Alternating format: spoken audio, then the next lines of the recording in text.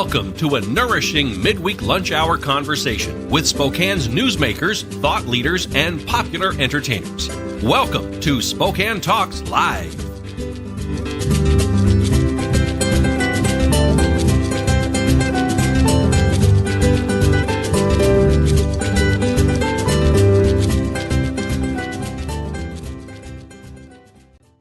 Welcome to Spokane Talks Live. I'm Kent Adams, your host for today, and we've got, I think, some very interesting guests coming in. One is Phil from the Hub Sports Center out in the Valley, out in Liberty Lake, technically, but out in the Valley. We're going to talk with Kim Crompton from the Journal of Business about that bi-weekly newspaper that kind of covers the business scene and good people over there. And we're going to talk with a couple folks from SCORE and from Scope and talk about many things about protecting your family and your home, but also a National Night Out that happens this August. We'll be back right after this. My name is Randy James. I'm the founder and director of the Institute of Science and Technology at North Central High School. Kids are far more capable than we ever give them credit. We have $1 million worth of equipment, and we let them use it. And you give them a place to play and do science for real. Instead of having to outsource engineers and scientists and mathematicians, we have kids right here. It takes a whole community to raise children. It really does. STCU invests in the community, and they're a longtime supporter of education. Collectively, we can make a huge difference. I'm Randy James, and STCU is here for good. Nature has its own power. We harness that power and transform it into clean, reliable energy.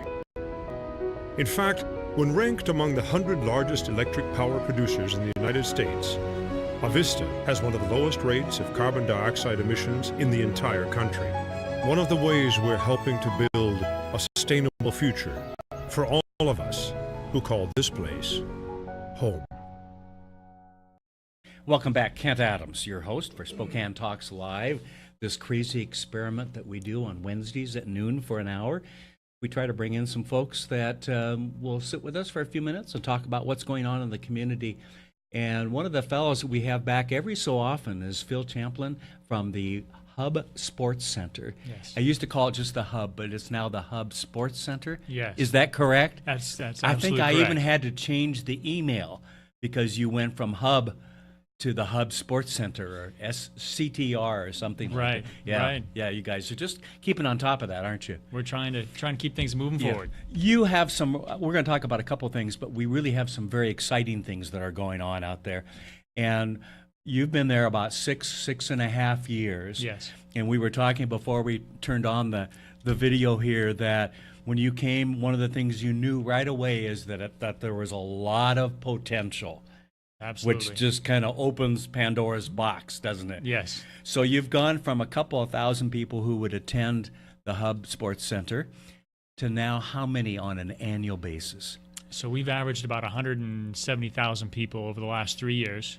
And this past fall in November, we welcomed our 1 millionth person through the doors. Wow. Yeah. That is terrific. When you think about something that was actually closed a few years ago, Correct. and to open that up, and it's getting great support from the Valley City and Liberty Lake. You're technically in Liberty Lake. Right, we're right on the border. Right. And I tell people we're on the way to everywhere. Yeah. Because 15, 20 minutes you're in Spokane, and 15, 20 minutes you're in Coeur d'Alene, and we draw from the community at large. Well, and you do that more because you've got tournaments coming in from all over the West that come to Spokane because they have a volleyball tournament or a bubble ball tournament Correct.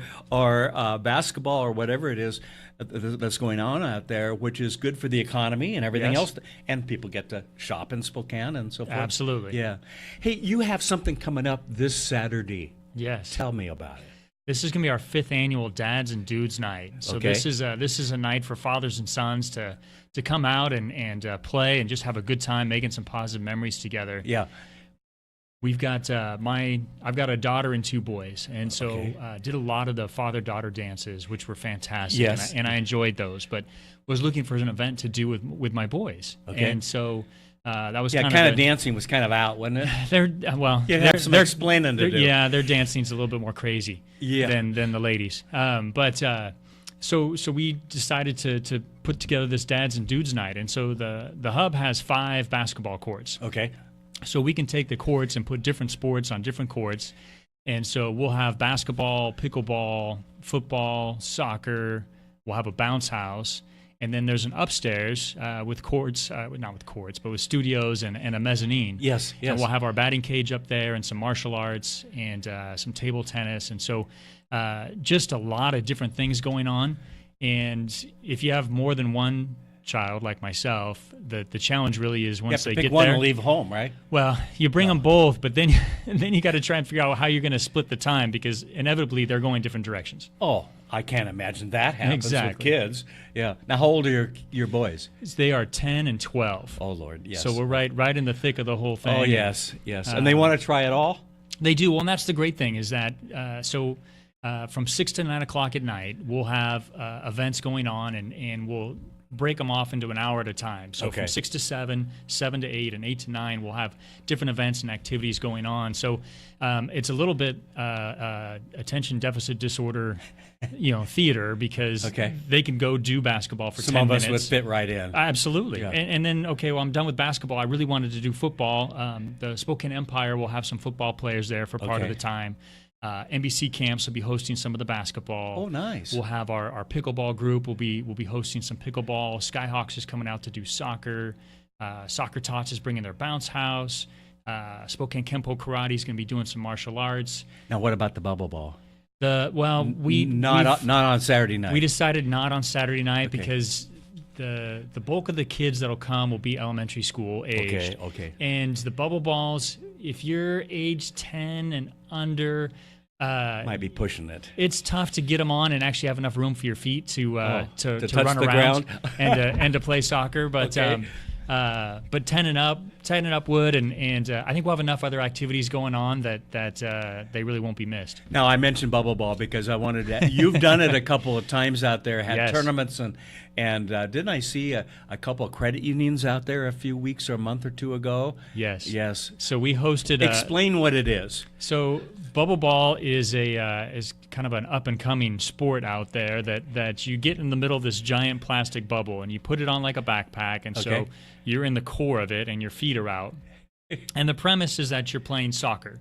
Okay. So that's the premise. That's the premise because you have this big bubble suit on, and so as you're playing soccer, you're looking for the other team to kind of knock off the ball and get out of the way so you can take the ball and go score. Okay. There has been known to be a few friendly fire incidents where you I can't accidentally imagine that forget who was on your team, and so you knocked over one of your teammates. Oh, can't imagine. By accident. Now, do you do anything like team building for businesses and things like that? Absolutely. So team building and birthday I've got parties. an idea. Staff meeting out there. Absolutely. Yeah. Absolutely. So we hosted. Except I know who the whole staff will go after. The old guy. That happens. Yeah. That happens. So we put together a fundraiser for our after-school program. We're going to do the longest continuous bubble ball game. Okay. And so it's very tiring running around in that bubble ball suit. So we didn't think that one person could last, very long. Right. So we invited companies to come for a half hour of time, and they could either play against their own company or they could challenge another company. So those credit unions, we had Spokane Teachers Credit Union play against Numerica Credit Union. Right. And we had a couple hotels, Marabou Park Hotel and Red Lion Hotel and Doubletree come out and play off against each other. Lee and Hayes Law Firm played an intramural game amongst themselves. Okay. It was a blast. We ended up going for 7 hours, just under 7 hours of bubble ball. Well, before we wrap up, I want to ask, one of the things that you're doing is a capital campaign. Yes. And how is that going? Because you're looking to raise about $3.9 million, if I remember correctly. Correct. And how are you doing toward that? Because you've got a deadline toward the end of this year. We do. So $3.9 million is our goal. $3.2 million is our need by the end of the year, and that's going to be to purchase the facility, all the assets and equipment that we have inside, and the 8.5 acres we sit on. We've raised just over $1.8 million to date, and we've got some great opportunities for some other dollars to come in. But as with any capital campaign, there's always room for more people to jump on board. Absolutely. What I like what the Hub does is you work with so many organizations in town, the YMCA, a number of organizations. So it's not just the Hub. You really become an asset for the community. Correct. Yes, and that's our goal with this campaign is to be a permanent resource for the community and really leave a legacy for future generations. Okay. Let's get back to the dads and dudes. Okay. Okay. And When is it, and how can people register? Do they pay ahead of time? Do they pay at the door? Let's give them the particulars. So Dads and Dudes Night is this Saturday, May 21st, from 6 to 9 o'clock. Okay. You can go to our website, which is hubsportscenter.org. Okay. And there's a link right on the homepage of the website. It's $10 for a father-son combination. Okay. $3 for each additional dude, son that you want to bring. And by the way, uncles and nephews, grandpas, grandsons, we're not particular. That's a good point. That's a good point, because not everyone has a dad at home. Absolutely. And absolutely. so big brothers and others at church groups and so forth as well. Yes. It's kind of a boys' night, and how you want to put that together is up to you. If you sign up the day of the event, there's an extra $5 charge. Okay. But pretty so they pretty really have reasonable. between now and Friday to get on it and Get signed up. Do it on the Save your spot. Well, and everything we do on the web these days. So let's face it. Yeah. I mean, it's so convenient. And all the young folks tell me they do it on their phone, but I haven't quite gotten there yet. Some of us are a little older than under 30 group. Hey, Phil, good to have you here. We're going to have you on our sports program here coming up in the next week or two as well to talk about all that you have. So congratulations on the great job you're doing out there. 6.5 years, you've really worked some miracles, really brought the community together, and we appreciate it. Thank you very much. Thank you for having me. I appreciate that. All right, we're going to be back right after this and talk with Kim Crompton from the Journal of Business. You gotta eat. You gotta watch. You gotta listen.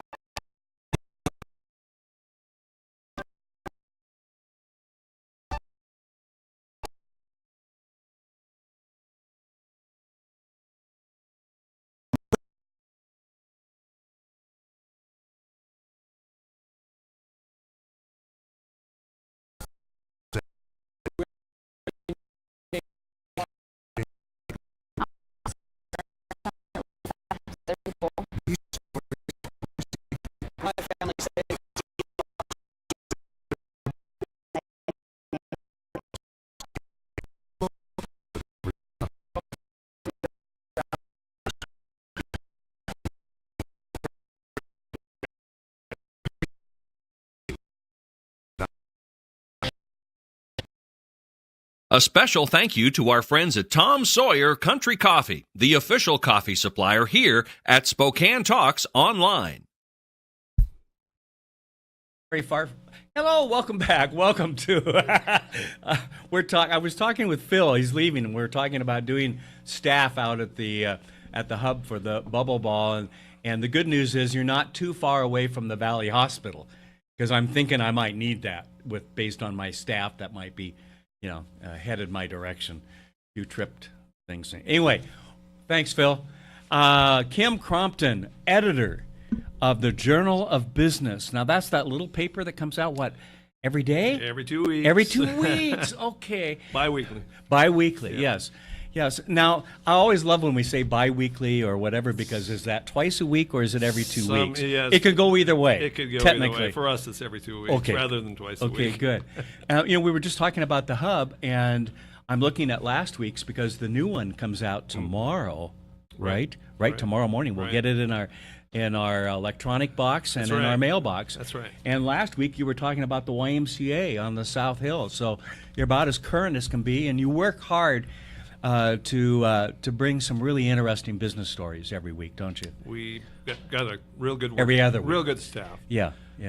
Six people on our news team that do a great job tracking down stories from a variety of sources, and they do a good job. So every so often I'll drive by in a honk, as you know, because that's, to see if you'll bring out coffee. And you're always just working at your computer. So I've got to ask this question, what does an editor do? Because I'm not sure everyone really understands.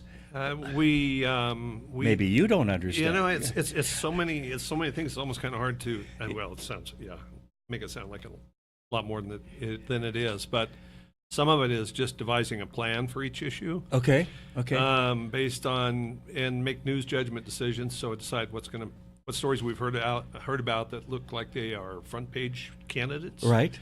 And deciding on, we publish special sections on a variety of topics. So almost every time it seems like you have you have quite a few of those on health or aging and a number of things. Education, right. real estate, healthcare. So I ultimately will decide what stories that our reporters pursue. Okay. Among the ideas that we have that come in from, like I say, from a variety of sources. Yeah. And then I and my assistant editor, deputy editor, yes. We do edit all the copy, and you must have him working today because he's not here. He is working, yes. Oh, good. Yeah. Well, he does get a lunch break though, so it's. Oh, he gets a lunch break. We bosses don't, right? Isn't that how it works? That's right. Yeah. Speaking of lunch, what's happening on Friday? Shall we tell our audience what we do every so often? Uncle Leroy? Yeah, Uncle Leroy's. Yeah. Some good barbecue. We do have, and you and I have plain shirts on today, so we're not having barbecue today. What color shirt do you think would be appropriate? Maybe some dark red, maroon red. Kind of like your red. Yeah, that kind of thing. Yeah, well, it comes out of the secret is Tom MacArthur, a mutual friend of ours, and myself used to go out boating on Fridays, and I would send pictures to friends like Kim of here's what I'm doing on a Friday afternoon in the summer while he's in there editing for the paper that comes out the following week. And finally we talked you into going boating. And of course now he's selling his boat, so we're going to have to work on that. But part of the deal is we picked up barbecue on the way. Yes. And now that we don't go to a boat, we're going to have to go to Uncle Leroy's out on South Pines. Yes. And if you go Give out, him a little plug. That's absolutely. Good. If you go out there, be sure when you go in that if you like ribs, ask for the Kent deal because you'll get 4 ribs instead of 3. Okay, and I mean they roll their eyes when I walk in the front door. You're like, oh Lord, we're not making a profit this day, but it is good barbecue, isn't it? It is. It is. Yeah. So okay, well enough fun stuff that we'll do. That's a couple days from now. What are some of the important stories that you think of from the last couple of months that you've really been proud to bring to our community? You know, kind of overall, I was thinking about it coming down here. I think, so we do stories on a variety of sectors. Some of them have recovered pretty nicely from the recession. Some have not. But overall, the total picture you get is that the economy, the Spokane Coeur d'Alene economy, is doing well. It's not doing great in some sectors. Some sectors are. Automotive industry is doing great. Okay. You know, the auto dealers downtown have a bunch of construction going. No partly, kidding. Because their sales are going well. You know, they're selling a lot of cars. Right. But overall, the economy here, we always have an economy that never has the highs that the west side of the state has. Yeah. We don't have the lows either. The problem with it, I find myself being impatient. I've always been impatient with reaching goals of certain, and I'm impatient for the community reaching goals too. Right. So we've had the stories we've had have kind of portrayed an economy that's gradually improving. We kind of slow down a little bit. Yes, last year was a real strong year, but this year is like getting a little bit softer in some areas. Is it? Okay. And I guess I found myself, we've got a market fact book magazine that comes out with tomorrow's issue, and it got me thinking about income levels. Okay.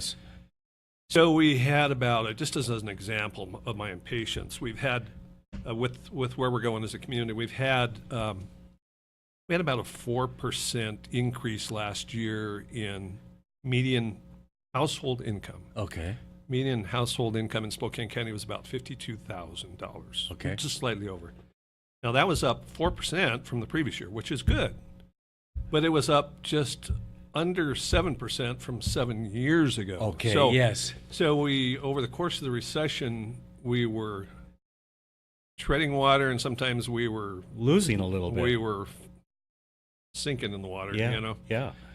And so during that time, the typical household income has, I didn't divide it out, but it's a percent a year or less. Yeah. Meanwhile, the cost of living, which isn't robust. Which is not robust. Meanwhile, the cost of living has continued to go up to 2.5%, 3%. Unless you're on Social Security. So Kent, I end up feeling, and we report on all these things that are going on in business, and there are a lot of good things going on.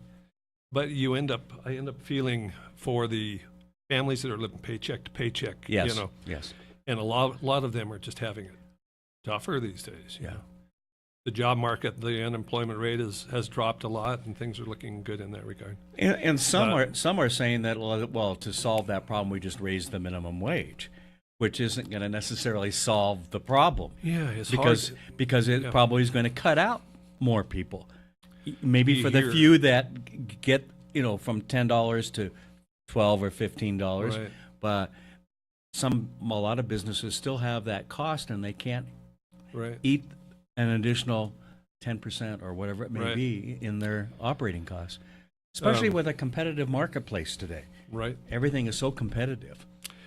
I can tell you tomorrow we've got a story coming out about new home sales. So newly constructed home sales are up sharply. Good. So Yes. even though we've had this stagnant income, people are buying cars and people are buying homes. You Yes. know, and the existing home market, the inventory is still down substantially. Okay. To the point It's a where seller's market prices- right now. Prices are going to start. Yeah, it is a seller's market Yeah. still. Yeah. And and prices are starting to come up because of it, because the inventory is so low. It's going to take a while before that Yeah. inventory rebuilds. Okay, so but so those things are good things, you know. so what else is in the paper tomorrow? We won't tell anybody, okay? You know, we've got we interviewed the administrator at Eastern State Hospital. Okay. The hospital employs 600 and some people. I think it's a major employer. Yes. Medical Lake. That would be. And because of all the publicity surrounding the Westerns. Western state Yes. and the governor's firing of the administrator over there, we thought it would be good to take a look at what's going on at the hospital here. Partly from a standpoint of that they are a significant employer here. Yes, right. There's relatively few companies or agencies here that employ 500-600 people and upward. And that's a significant and also number. they've been there's been a lot of unfortunately there's been a lot of news lately about mental health services gaps that we have in serving the mentally Yeah. ill people. I get that in from our my community. staff all the time. But anyway. And that includes out at the state hospital, and so they're spending some money. They're putting in a psychiatric intensive care unit, Okay. and that's going to open next year. But they've been in kind of an odd twist. They've been having a hard time recruiting psychiatrists. Mm-hmm. So I guess As there has is a Spokane, shortage. Yeah, yes. I mean there is a Yeah. shortage in psychiatrists. Right. And when we need it the most, I mean, you look at the homelessness and everything Right, else. Hey, right. Kim, we've got to move on to our next segment, but thank you for coming. I will see you Good on chatting with Friday, you, Kent. and I'm picking you up on the way out, right, as usual. Yes, you are. Yes, and that's because you drink so much of the sauce, the barbecue sauce out there, we don't want you driving, right? Yeah, I'm kidding, of course. No, it's good to see you, and what's been really fun this last year is a couple of times for us to beat you in breaking news. And I always love get a our kick out email. of that. I always get a kick out of that. I know you do. I know you do. I always get the email back. Thanks, Kim. you, Kim. We appreciate you very Good. much in the paper. Thanks a lot. chatting. We're going to take a break. We'll be right back after this. See you tomorrow night, and thanks again for taking care of the painting. I got this. Bye.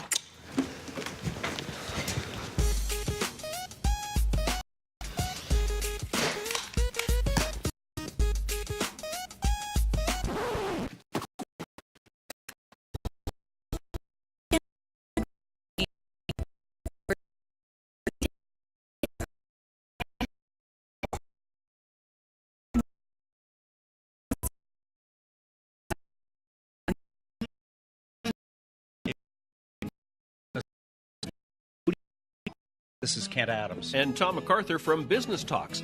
Kent and I call Instant Sign Factory for our signs, banners, business cards, and more. Dave at Instant Sign Factory is our go-to guy for printing, and he always does excellent work for us. Check them out online. They've got an all-new website, instantsignfactory.com. Tell them Kent and Tom from Business Talk sent you. Instant Sign Factory. Yes, welcome back, Kent Adams, and I have a couple of guests. One of them has been here before, Patrick Stryker, right? Yeah, that's correct. Yes, yeah. with the Cops. Cops. Spokane Cops. Okay, yeah. now this is going to be fun because I know I'm going to more than once mix this up, okay? And then we also have Venus Del Cambre Morris. Close enough. Am I close enough? Close enough. And you said I could call you Venus Morris. That's right. Okay, I may end up doing that because fine. anything harder than Adams or Smith or Patrick is difficult for me, okay? I'm in the wrong business. I realize that, okay? But welcome. And you're with Scope. I am. So you're with the County Sheriff's Department in terms of promoting safety and all of that, and you're with the city police. City Correct. police. Yeah. All right. And a lot of what you guys do is similar in terms of, and the first thing I want to talk about, and then we'll come back and talk about how people can do some local policing and safety in their own neighborhood. But something's coming up, and that's what prompted my inviting you here was in August, and I'm thinking, August, that's a ways, but it's time to get organized between now and August for now National Night Out. I wanted to say it properly, which is done across the country. It's not just local here, too. So talk to me about that. What are you looking for people to do right now? Okay. Because August seems so far away. Right. Sure. I'll let you. Okay. So, National Night Out is, as you said, it's a national event. It's the first Tuesday of August every year, and it's all about crime prevention and getting to know your neighbors. Right. Kind of the history behind it is simply that neighbors who know each other and look out for each other are far less at risk for crime than neighbors who don't know each other. And so this is just an event to take back the night and get the neighbors to I thought that was your talking. son that was driving in and packing everything up, right? Yeah, I mean, exactly. if you don't know. Yeah, exactly. Yeah, so knowing who belongs, who doesn't, what your neighbors' schedules are, things like that. And so National Night Out is a great event to kind of kick off just getting to know your neighbors, having that party, and it's just a good event to start that relationship if you don't have that with your neighbors, which a lot of people don't. Right. Yeah. So one of the things that we try to promote when we're promoting National Night Out is getting people to go to their neighbors and tell them about what National Night Out is. So there has to be somebody from that block to get that started. Okay. So you can go knock on doors, call your neighbors, send out flyers that are invitation, and tell them when the party's going to be, what it's about, and get yourself organized and get yourself ready for that event. So now I know about Block Watch. Is that in both areas? Yes, Block Watch and I'm Neighborhood Watch. Neighborhood Watch and Right. Block Watch. It's the same thing. Same thing, right. Okay, so if you don't have one in the neighborhood, what do you do? Well, National Night Out is a great time to start. To jumpstart it, okay. Yeah, and so a lot of times people are like, hey, I'm interested in having a Block Watch or Neighborhood Watch. How can we do it? Throw a National Night Out party. You can reach out to cops or Scope, and we can have somebody come out, and we do this where we'll come out and just talk to the neighbors about what Block Watch or Neighborhood Watch is and how it can keep you safer and how to get one going. And So the way to contact me through Scope is you can call my number through 477-3055, and that's how you can contact Scope, Neighborhood Watch, and for cops. If you just go to www.spokanecops.org, that's the best place. Has information on Block Watch, on National Night Out, and that's all. Also, how you would register for us is just go to our website, and then our phone numbers and all that. Contact. Now you have a Neighborhood Watch or a Block Watch unit within a neighborhood. Someone is in charge, right? I mean, Somebody needs to be charged, yes. Right, yeah. But otherwise, you're trying to move by committee, and everyone Right. points to everybody else, and by then you've been robbed. The question I have is what are the responsibilities of that person for that person? How intense does it get for that person to organize that group?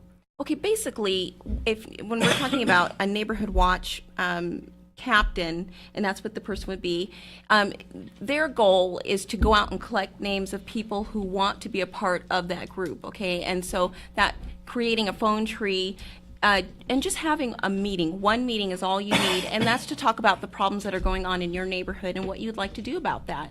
And a lot of that is observing your neighborhood and your environment, talking about things that are unusual, suspicious activity that's going on in your neighborhood. The best way to do that is by talking to your neighbors. And that's what's so great about National Night Out is everybody's able to come together and get to know. The new neighbors can come and they can be invited to the National Night Out and have a party by having a barbecue, ice cream social, or whatever. That and, sounds good to me. yeah. And then talk to each other, and that's Yeah. how you get talking to each other, shaking hands, and getting phone numbers and exchanging. And nobody has to be best friends, Right. but if you know your neighbor, you know that if that neighbor's been there for 2 or 3 months and they see you see a U-Haul truck backing up into your parking lot, you know, well, I don't That's think that probably they're not right. Yeah, something's not right.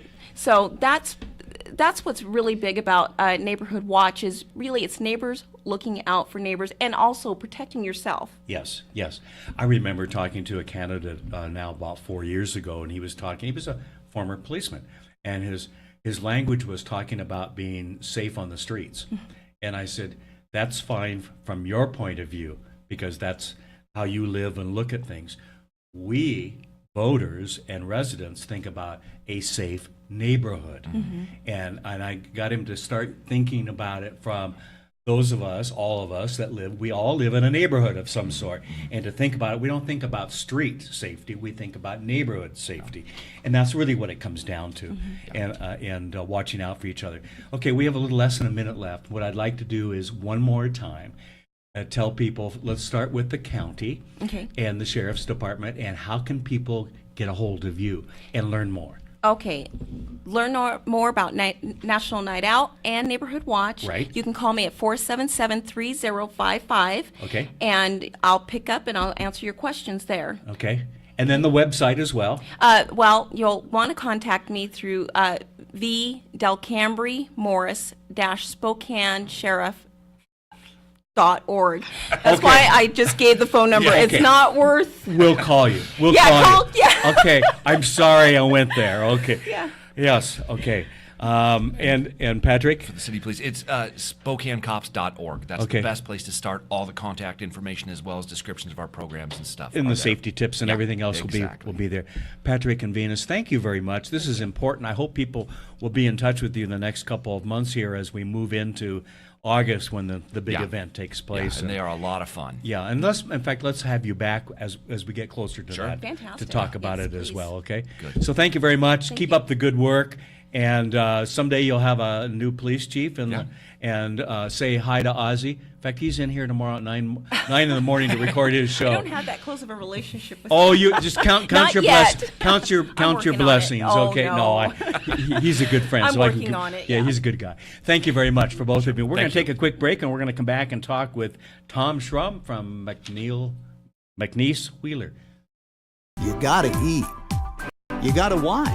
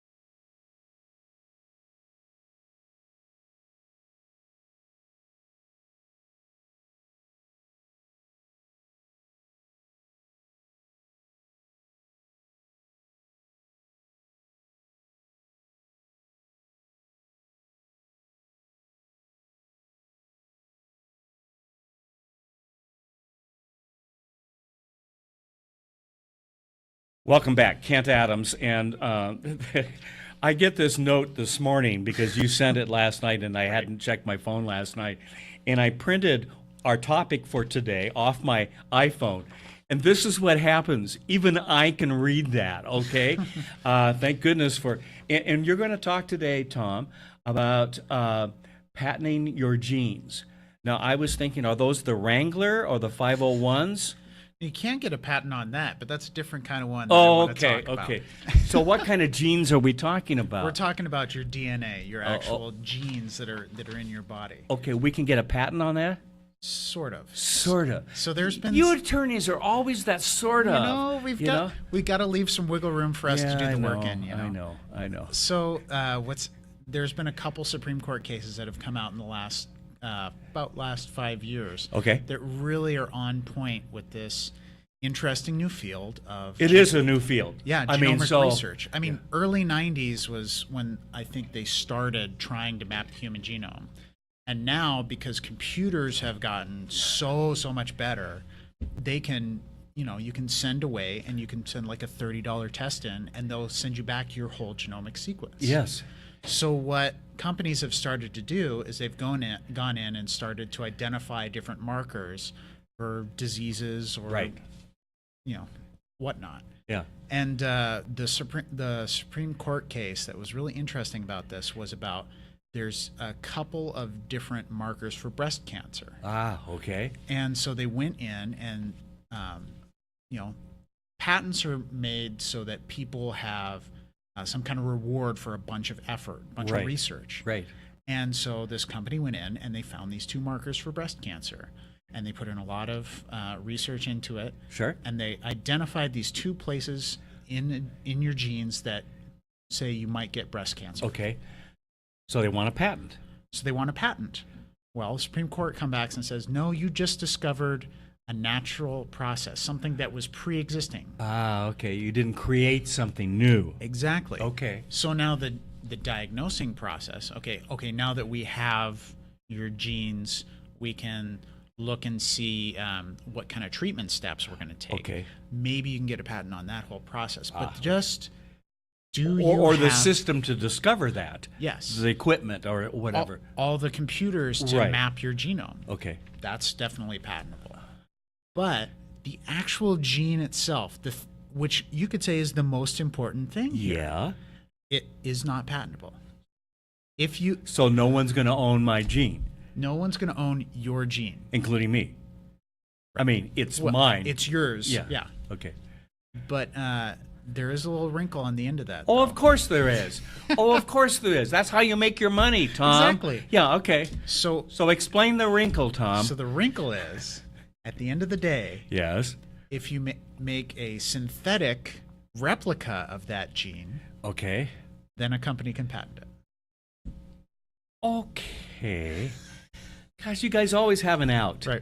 But the practical effect of what that Supreme Court case did, though, is the company that discovered the gene was selling these tests for breast cancer at about $4,000 a pop. Ooh, okay. And now that price has come way down, and a bunch of different companies are offering different tests on that to see if you have those genomic markers. Right. Now, I noticed like on Ancestry and a couple, 23andMe and those kinds of things, you can spend $100, $200 to find out, as my wife says, I'm not sure I want to know my ancestry, but because she was adopted and she knows a little bit about the family history and so forth, but you kind of wonder sometimes if you really want to know that or not. Those have become really popular, haven't they? Yeah, and that's through the power of computing, because they can do that genomic mapping so cheaply now. Yes. And if you think back to the early 90s, how much computer storage it would take just to get one person's genome mapped, it was unimaginable. Yeah, it took me forever. Yeah. All those ones and zeros. I know you're writing them down yourself, Ken. Oh, Lord. Okay. So what else in the patent world should we be aware of right now? We've got about 2 minutes left. What should I ask you? What should you ask me? On the same topic of patent eligible subject matter. Yes. What can you even apply for a patent on? Yes. Okay. There's a lot of activity in the software world right now. Okay. Because Supreme Court has had some cases go back and forth about what's an abstract idea. And so there's a lot of debate within our community, within the patent community, and the people in the medical field, they don't like software because they think it's too easy, basically. And the people in the software field say, hey, this is the biggest, most exciting change we've had to technology in the last 50 years. So there's a very vibrant debate that's going back and forth with the Supreme Court all the time. And so when you see a Supreme Court case on patents, most likely it'll be something in that realm. Wow.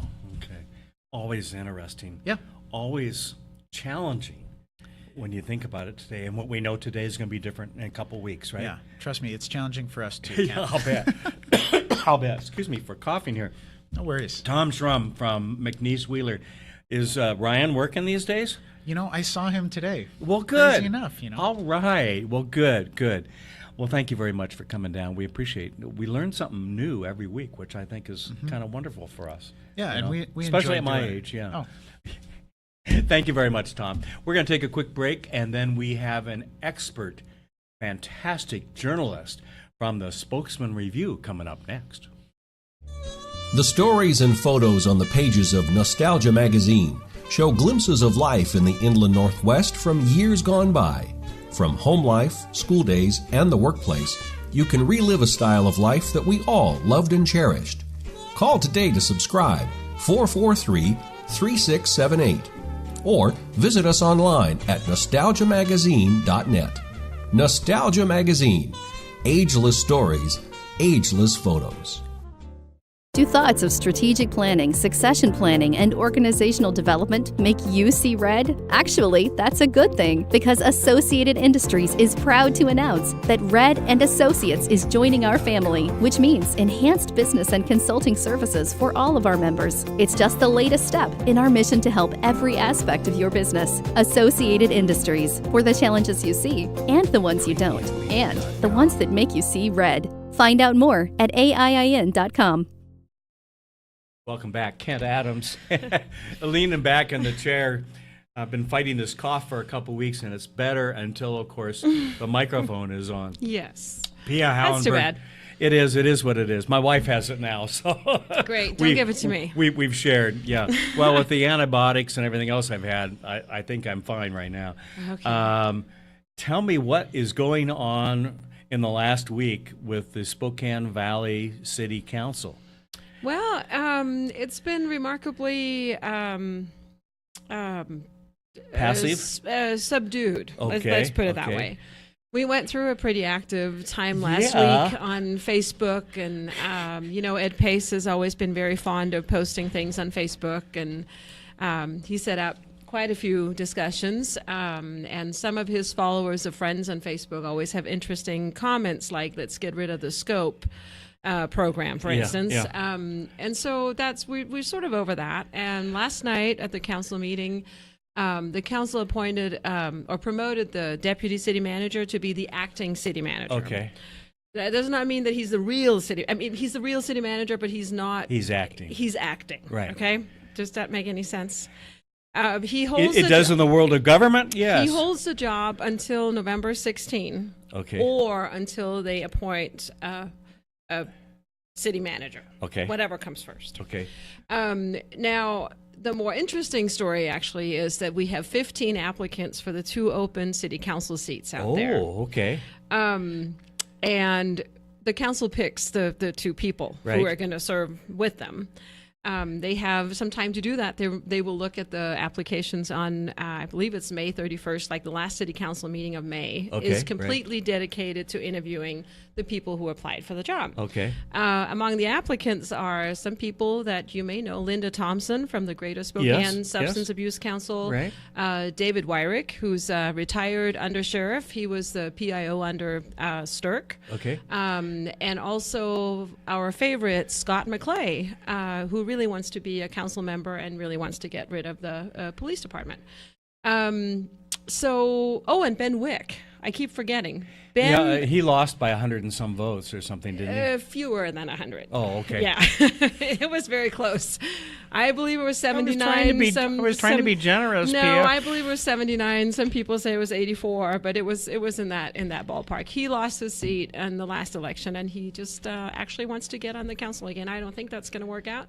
Yeah. I will be very surprised to see the majority that so worked against him. If they appoint him, I just don't think. Yeah, that's let's gonna be happen. real. Yeah, I don't think that's going to happen. Yeah. So it's kind of where we are, and that's okay. So We're good. have they broken ground yet to start building the new city hall? No, they have not broken ground yet. They probably will in August or something, I think. Okay. I'm not entirely sure. And what do they expect? About a year to do that or less? Yes, about a year. I think it's supposed to be ready to move into in March of next year, March of 2017, if I remember correctly. Okay.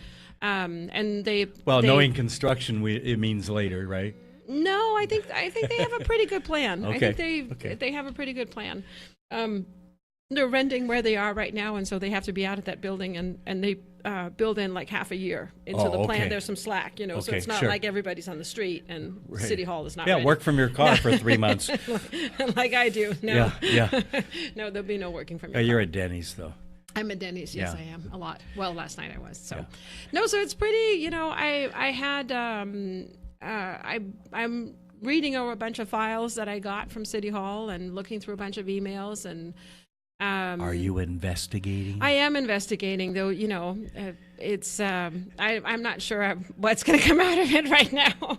Ooh. I am investigating. No, it's. I think it seems like things were just the way they were, and we'll see. It's never like in the movies where you open the emails and there's like a giant smoking gun right ahead of you. Right. It's never like that. So sometimes you have to ask a few times before you get the stuff that you're really looking for. So will you be back to the trough to get more, you think? yeah, Probably. maybe. I don't know. Yeah. I don't want this to sound like a threat, but No. it's part of journalism that people don't understand is that it's really there's like housekeeping. It's like when big things happen, you need this information, and if you can't get it, you ask for it. Right. With a right. freedom of information request. Right. And so there's certain things we just have to kind of put away and be like, okay, we went through that and now we can move on.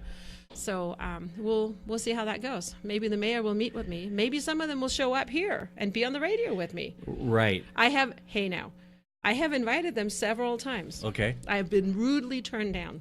Rudely? Oh, crudely. Oh, I don't know.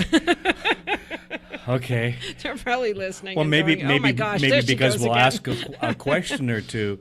Yeah. Well, I just think it would be a great opportunity for them to kind of share the future of the city and all that. Well, and honestly, I think elected folks have an obligation to speak, and the best way they can do that is to speak through the media and to be asked questions. And I know we've had some candidates both in the valley and here in town and so forth that really avoid a lot of that, or when they go to somewhere where it's staged and they control it. Yeah.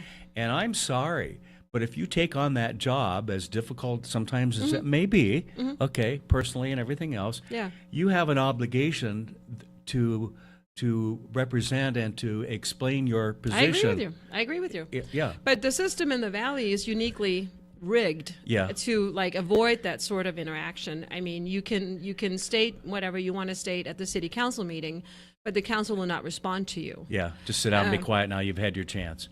That's essentially it. You have 3 minutes, and nobody's going to say yes, no, or we agree or we don't agree. Yeah. And so, and there's no spokesperson for the council because it's not a strong mayor form of government. Okay. So people like you and I will have to call 7 city council members and hope that one of them will call us back because there's no one contact point. Right. So it's complicated. It's a little restrictive. I think I can say that without upsetting. Yeah. Without upsetting too many people. Yeah.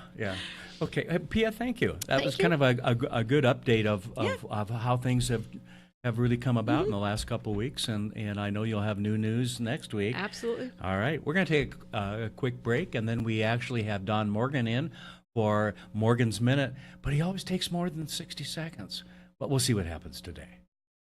For the Inland Northwest most comprehensive sports report, think outside the porch with Spokesman.com. For just 99 cents for the first month, you'll enjoy unlimited digital access to the news and sports news that affect you most. From EWU to WSU, from Northwest Preps all the way to the Seahawks, we're the local authority that makes sports in the Inland Northwest different than the rest, better than the rest. On your phone, on your desktop, and on your tablet. Subscribe to the digital experience with Spokesman.com. You hear us say it. We are tracking breaking news in Spokane County where We're talking exclusive. I want to be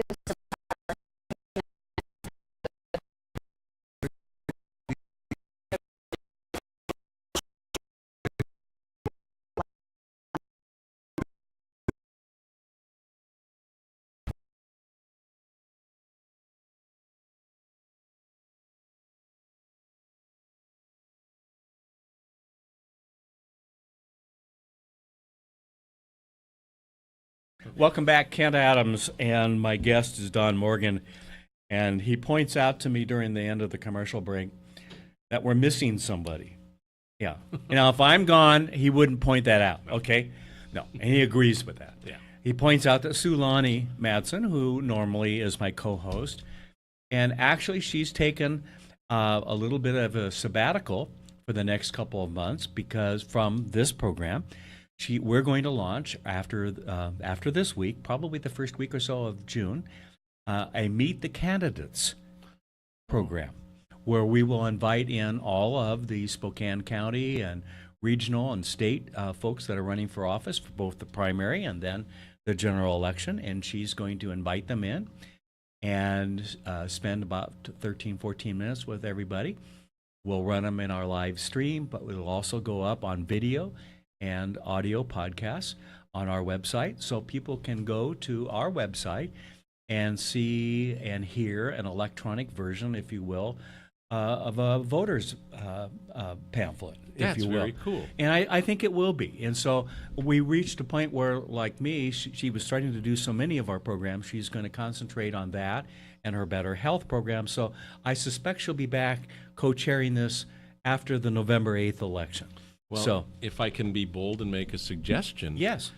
Include in your candidates, or have her include, some of the contested precinct races. Okay. Because good point. those never get any press, Yeah. and yet that's sort of the bedrock of how That's the where system things works. start, don't they? Yeah. Well, and you just saw Nancy McLaughlin become a county commissioner based on making an appeal to the precinct committee officers. Right. So it's important stuff. Good point.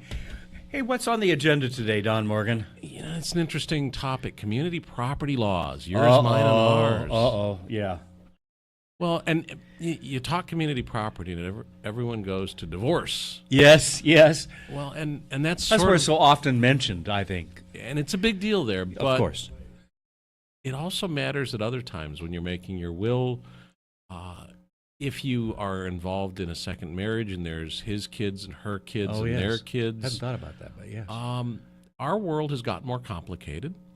And, I hadn't noticed that. Oh, boy. Well, and what we own sort of matters to people. Yeah. So in my research, what I've found is there are 9.5 states that have basic community property laws. Wait, 9.5. 9.5. 9 states are community property. Okay. Alaska, and we're one. And we're in one. Washington. Yes. And Alaska gives you the choice. So you can either be community property or not. Oh, you declare that at some point, or? You know, you declare it and you can put it in your will. The IRS also weighs in on what is community property.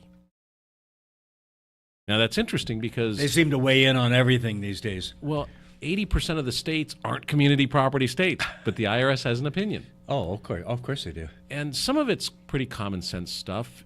If you own something when you get married and you keep that in your individual name, that remains your property, not community property. Okay. And I'll give you another example of where community property laws matter, even though you're not contemplating divorce. Okay. You're in a high-risk enterprise. Let's say you're a doctor married to a underground demolition expert. Okay. Both of you do expensive and dangerous stuff and are likely to get sued. Yes. Well, you may want to choose to segregate property so that if he gets sued, her property's safer. Right. Good point.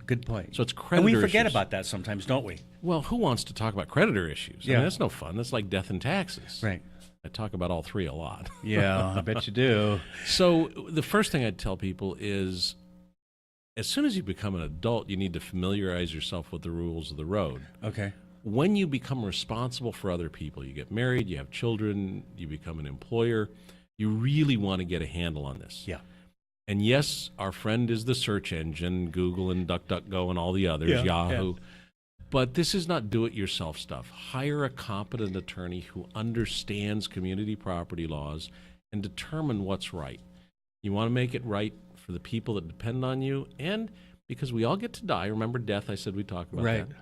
At death, when you give stuff away because you have to, that matters then too. So you want to do it right while you're alive. So it's somewhat not the most exciting topic. I've got a newsletter about it on my website. Okay. And if you go to independentwealthconnections.com and click on newsletters, you can find that. And the title is Community Property Laws, Yours, Mine, and Ours. What a novel thing to call it. Exactly. Yeah. You know, it's so true. And someone asked me the other day, well, why do you have Don Morgan on so often talking about investments and things like this, and why do you have McNeese Wheeler on just beforehand, talking about, from an attorney's point of view?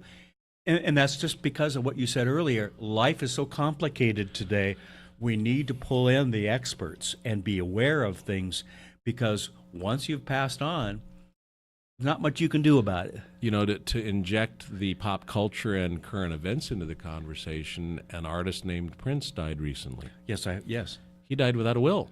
Yeah, stupid. Well, it's too late for him to change his mind, but Yeah. over 100 people have showed up claiming to be relatives. Of course. And my prediction on that is it's going to be complicated and expensive. Yes. Yeah, the attorneys are going to win. Oh, boy. Okay, yeah. The attorneys are going to win, and that's going to be, most of the money probably will end up, a third or half of it will end up with attorney fees. I mean, it's just, that's a shame. Occasionally I regret not going to law school. Yeah, well, okay. Yeah, but I won't go there. I know. I had a chance for an attorney joke, but I'll leave it alone. Well, I like how you go from attorney to money to animals. Yeah, and speaking of animals, we have Spokane coming up next with a cat on a leash. A cat on a leash? Yeah. Not on a hot tin roof. No, not on a hot tin. That's a whole other story in another movie. We're going to take a quick break. We'll be back after this.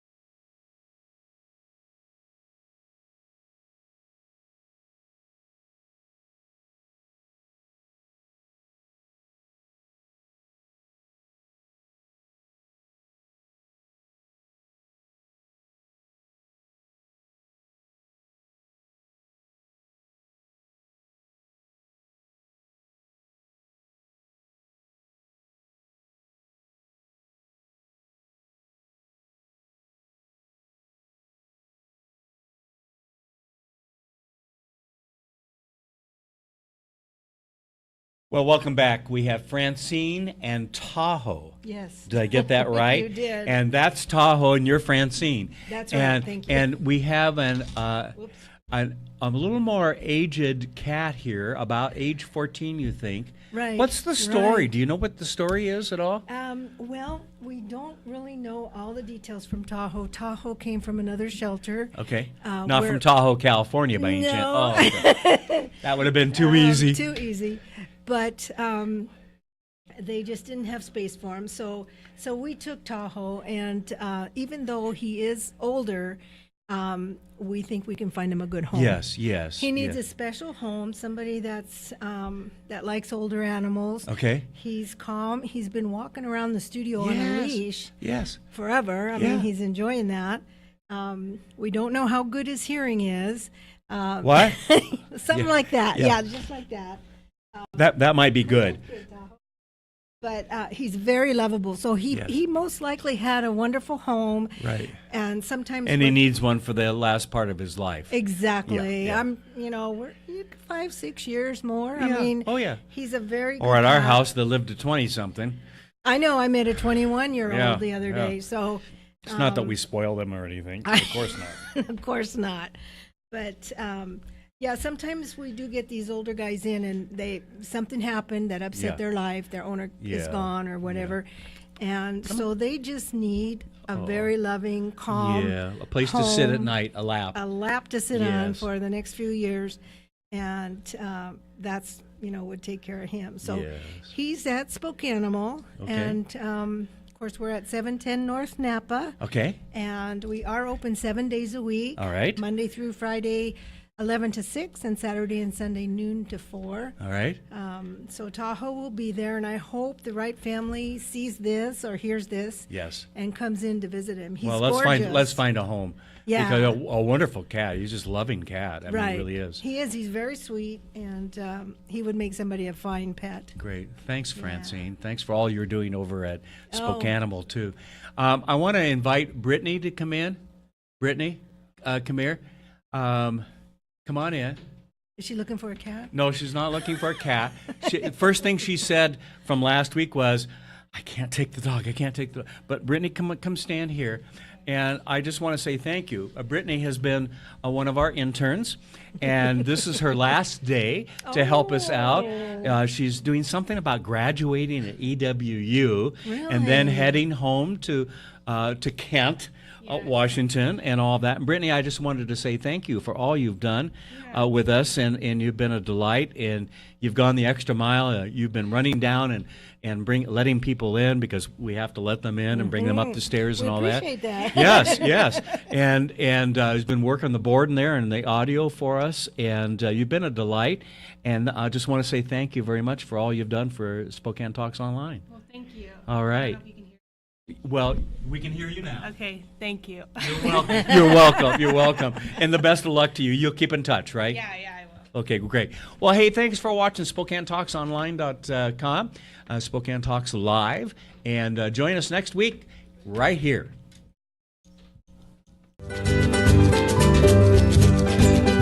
Spokane Talks Live is produced in Spokane, Washington by SpokaneTalksOnline.com, which is solely responsible for its content. To recommend a guest or topic and to watch or hear this program again, go to SpokaneTalksOnline.com. Join us next Wednesday at noon for an hour of great conversations on Spokane Talks Live. Hi, this is Kent Adams, co-host of Business Talks. I'd like to introduce you to a couple of friends, Lisa and Alan Gwaltney of Window World. I've known Lisa and Alan for a number of years and know them to be honest and caring folks. They take pride in their windows, sliding doors, and blinds. So when it comes to your home, call them direct at 509-456-5880. That's Window World of Spokane and Coeur d'Alene. And if you tell them Kent sent me, they'll give you 5% off a 5-window installation. Call them today at 456-5880.